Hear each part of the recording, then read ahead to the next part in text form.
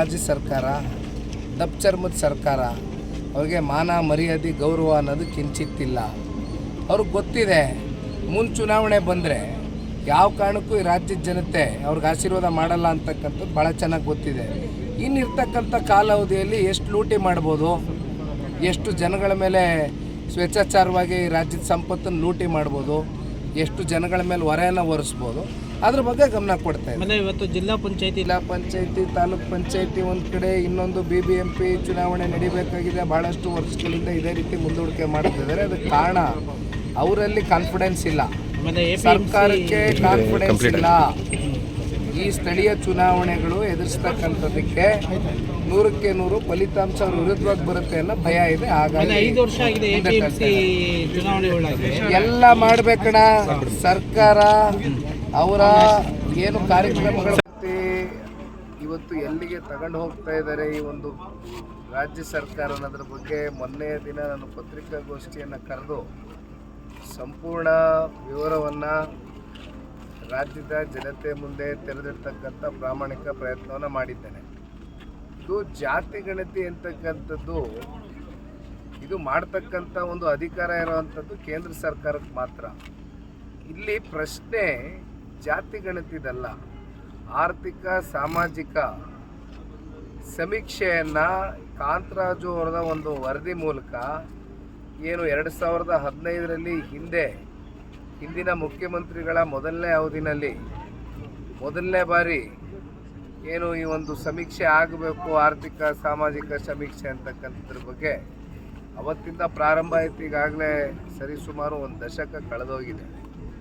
ಒಂದು ದಶಕದಲ್ಲಿ ಕಾಂತರಾಜುರವರ ವರದಿ, ಆ ಒಂದು 5 ವರ್ಷದಲ್ಲಿ ಅವರು ತಯಾರು ಮಾಡಿದಂಥ ಒಂದು ರಿಪೋರ್ಟ್ ಏನಿತ್ತು, ಆ ಒಂದು ಹಸ್ತಪ್ರತ ಮತ್ತು ಮೂಲಪ್ರತ ಎರಡೂ ಕೂಡ ಕಳೆದು ಹೋಗಿದೆ ಅಂತಕ್ಕಂಥದ್ದು ಇತ್ತೀಚೆಗೆ ಏನು ಈ ಬ್ಯಾಕ್ವರ್ಡ್ ಕಮ್ಯುನಿಟಿ ಮತ್ತು ಮೈನಾರಿಟಿ ಕ್ಲಾಸು ಮಿನಿಸ್ಟ್ರಿಗೆ ಪ್ಲಸ್ ರಾಜ್ಯದ ಮುಖ್ಯಮಂತ್ರಿಗೆ ಹೆಗಡೆ ಅವರು ಪತ್ರ ಬರೆದಿದ್ರು. ಅದ್ರ ಬಗ್ಗೆ ಎಲ್ಲ ಕೂಲಂಕುಷವಾಗಿ ಸಂಪೂರ್ಣ ಡೀಟೇಲ್ಸ್ ನಾನು 1 ಅವರ್ ಮಾತಾಡಿದ್ದೀನಿ ಮೊನ್ನೆ.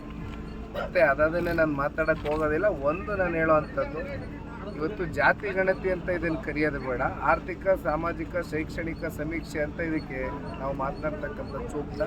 ಇದಾಗಬೇಕಾಗಿರ್ತಕ್ಕಂಥದ್ದು ಯಾತಕ್ಕೋಸ್ಕರ, ರಾಜ್ಯದಲ್ಲಿ ಯಾವ ಒಂದು ಗ್ರಾಮದಲ್ಲಿ ಒಬ್ಬ ಕಟ್ಟ ಕಡೆಯ ವ್ಯಕ್ತಿ ಇದು ಎಲ್ಲದರಿಂದ ವಂಚಿತನಾಗಿರ್ತಾನೆ, ಯಾರು ಪ್ರಗತಿಯನ್ನು ಕಾಣಲಿಕ್ಕೆ ಸಾಧ್ಯವಾಗಿರ್ತಕ್ಕಂಥದ್ದು ಆಗಿರೋದಿಲ್ಲ, ಅಂಥ ಪರಿಶಿಷ್ಟ ವರ್ಗಗಳಿಗೆ, ಅಂಥ ಜಾತಿಗಳಿಗೆ, ಉಪಜಾತಿ ಉಪಪಂಗಡಗಳ ವ್ಯಕ್ತಿಗೆ ಈ ಒಂದು ಸಮಾಜದಲ್ಲಿ ಒಂದು ಏಳಿಗೆ ಕಾಣತಕ್ಕಂಥದಕ್ಕೆ, ಪ್ರಗತಿ ಕಾಣತಕ್ಕಂಥದಕ್ಕೆ ಈ ಒಂದು ಸಮೀಕ್ಷೆ ಮಾಡಿ ಅಂಥವ್ರಿಗೆ ಸರ್ಕಾರದ ಕಾರ್ಯಕ್ರಮಗಳು ಕಟ್ಟ ಕಡೆಯ ವ್ಯಕ್ತಿಗೆ ಮುಟ್ಟಿಸ್ಬೇಕಾಗಿರ್ತಕ್ಕಂಥದ್ದಕ್ಕೆ ಸಮೀಕ್ಷೆ ಆಗಬೇಕು.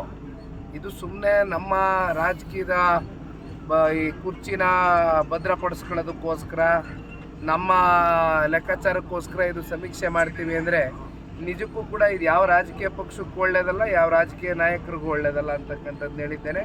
ಜೊತೆಯಲ್ಲಿ ಏನು ಒಂದು ವರದಿ ತಯಾರು ಮಾಡ್ಕೊಂಡಿದ್ದಾರೆ, ಈಗಾಗಲೇ 170 ಕೋಟಿ ರೂಪಾಯಿಯಷ್ಟು ಹಣಕಾಸು ಖರ್ಚು ವೆಚ್ಚ ಮಾಡ್ಕೊಬಿಟ್ಟಿದ್ದಾರೆ. ದುಡ್ಡು ಯಾರ್ದು? ರಾಜ್ಯದ ಜನತೆಯ ಟ್ಯಾಕ್ಸ್ ಪೇಯರ್ಸ್ ದುಡ್ಡಿದು. ಹಾಗಾಗಿ ಪ್ರತಿಯೊಬ್ಬರಿಗೂ ಏನಿಲ್ಲಿ ವರದಿ ತಯಾರು ಮಾಡ್ಕೊಂಡಿದ್ದಾರೆ, ಒಳಗಡೆ ರಿಪೋರ್ಟಿಂಗ್ ಏನಾಗಿದೆ, ಇದು ಹೊರಗಡೆ ಪಬ್ಲಿಕ್ ಪ್ಲಾಟ್ಫಾರ್ಮ್ಗಳಲ್ಲಿ ಬಿಡಬೇಕು, ಸಾರ್ವಜನಿಕರಿಗೆ ಗೊತ್ತಾಗಬೇಕು ಇದರ ಸತ್ಯತೆ ಏನು, ಯಾವ ರೀತಿ ನೀವು ಸಮೀಕ್ಷೆ ಕಂಡಕ್ಟ್ ಮಾಡಿದ್ದೀರಿ, ಏನೇನು ಅಂತಕ್ಕಂಥದ್ದು. ಈ ಉದಾಹರಣೆಗೆ ಕೃಷ್ಣ ಬೈರೇಗೌಡರೇ ಉತ್ತರ ಕೊಡಬೇಕು.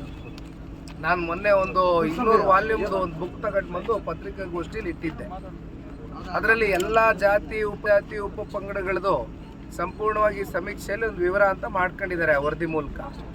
ಈಗ ಮರ್ಸೋಕ್ಲಿಗರು ಉದಾಹರಣೆಗೆ 5,000ನೋ 4,500 ಅಂತ ಹೇಳ್ತಾರೆ. ಇದೇನೊಂದು ಪಂಚಾಯತಿಗೆ ಹೇಳ್ತಾ ಇದ್ದೀರಾ, ಒಂದು ಹೋಬಳಿಗೆ ಹೇಳ್ತಾ ಇದ್ದೀರಾ, ಈ ರಾಜ್ಯಕ್ಕೆ ಹೇಳ್ತಾ ಇದ್ದೀರಾ? ಕೃಷ್ಣ ಬೈರೇಗೌಡರು ಉತ್ತರ ಕೊಡಬೇಕು ಇದಕ್ಕೆ.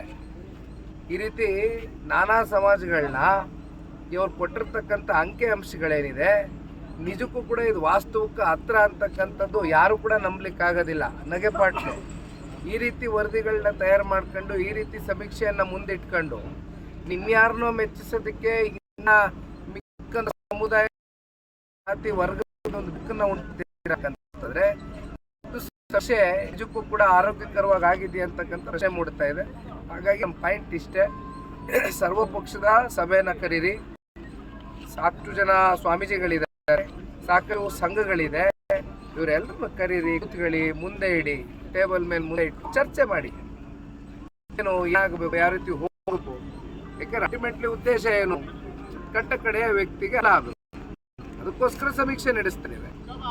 ಅದಾಗಬೇಕು ಹೊರತುಪಡಿಸಿ ಸುಮ್ಮನೆ ಅಲ್ಲೆಲ್ಲೋ ನಾವು ಜಾತಿ ಇರ್ತೀವಿ, ಇದು ನಮ್ಮ ರಾಷ್ಟ್ರೀಯ ನೀತಿ ಅಂತ ಕೇಂದ್ರದ ರಾಹುಲ್ ಗಾಂಧಿ ಅಂತದ್ದು ಜಾತಿ ಗಣತಿ ಮಾಡುವಂಥದ್ದಕ್ಕೆ ಕಾನ್ಸ್ಟಿಟ್ಯೂಷನಲ್ ಅಧಿಕಾರ ಇರ್ತಕ್ಕಂಥ ಕೇಂದ್ರ ಸರ್ಕಾರ ಮಾತ್ರ.